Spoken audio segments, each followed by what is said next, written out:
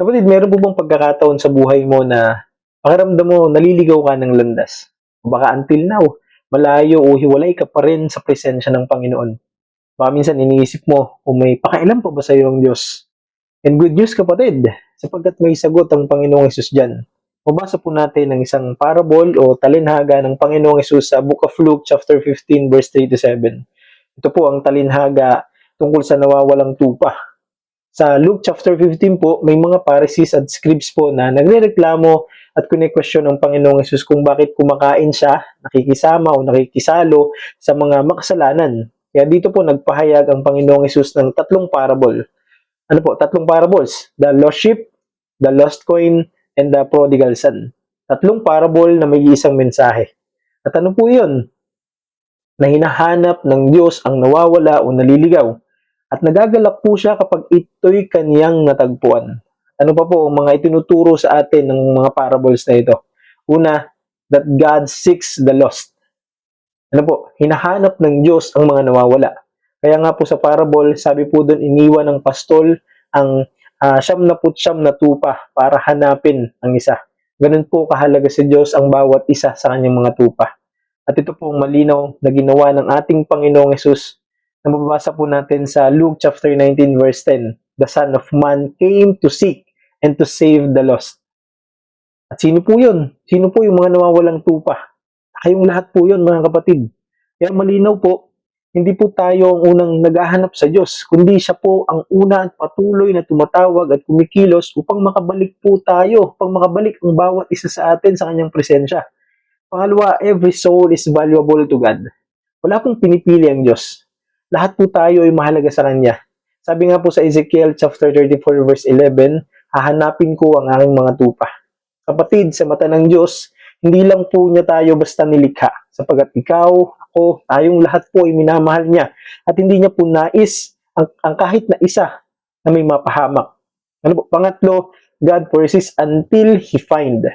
Hindi po tumitigil ang Panginoon sa paghahanap at pagtawag sa bawat isa sa atin. Tulad po sa parable na hindi po huminto ang pastol hanggang sa matagpuan niya ang nawawala.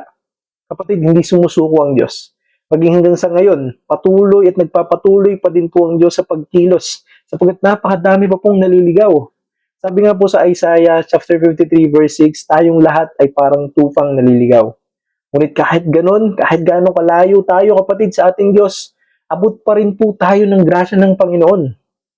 At pang-apat, there is joy in heaven when one repents. Higit po ang kagalakan sa langit para sa isang makasalanang nagsisi at tumanggap sa Panginoong Hesus. Sabi nga po sa Luke 15:7, may kagalakan sa langit kapag may isang nagsisisi.